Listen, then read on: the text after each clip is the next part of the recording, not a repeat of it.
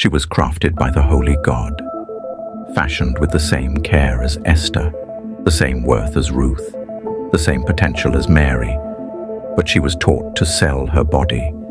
She doesn't know this, but the body God knit in her mother's womb wasn't sellable. It was sacred. Today she unclothes herself to let the world watch what should have been sacred, right as the Lord watches from above the heavens, judging out of love. His own daughter. One cannot fathom what must go through the heart of the Father, and he sees the men who watch her for pleasure. Because she may have chosen this, but they enable it. Men must know that a woman like this is a daughter who never knew the voice of her father. Now she has traded a far too rare thing for fame and money, her dignity. If you've always viewed her through the lens of lust, because that's how she presented herself, it's time to reframe that. See not with carnal eyes, but with the eyes of the Son. It doesn't matter if she follows another master, if she mocks or rejects God. You, a son of the Most High, carry a greater weight than the non-believers. Look at her, not pitiful or from pride, but how she thinks and tells others she knows what she wants. A heart pulled far from the Father. Ask yourself, where in God's creation would a daughter of the King strip herself before the world, consummating shame for gain, knowing deep down what it costs her soul? Don't let your gaze stop at her body.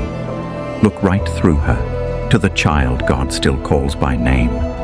Even if she's corrupted in the flesh, He still loves her. She doesn't know truly what she's doing. She may say she does, may speak with confidence, but in the face of the mighty Lord, all human reasoning falls short. She doesn't know that God never sent His daughters to wage war or chase dominion, but to be cherished, protected, and honored within the shelter of His design. And now, this generation has forgotten the Father who once covered them in glory, not meant to be exposed even to the cruelty of the Son.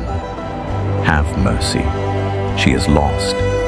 If Christ stood before her, He'd teach her the truth with compassion, call her out of darkness without shame. And if you call yourself His follower, you must do the same. See her, honor her. And because you love God, you are to honor what He called sacred. Does she know there is a God?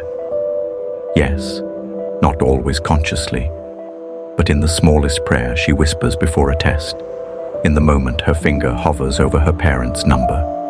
In the nightmares that pull her back to being 7 years old. She knows. But she doesn't know if she's still allowed to know Him because of how corrupted her flesh is. But no matter how the world may deem her damaged, if she accepts Christ into her heart, she'll be forgiven. The Bible is witness to this. Even if her name is buried in filth, God can give her a new one. But she has to want it. If she knew who she was in the eyes of heaven, she'd leave it all. If she knelt down, even just once, and whispered, "God, do you still love me?" He would answer, "Brother, you will never see her right until you return to the one who made her." This world trained your eyes to devour. Christ trains them to honor. You want to unlearn the lust? Then kneel. Because only a man who walks with God can see a woman as sacred. It won't happen overnight. You need to be patient. Every time you fall into Him.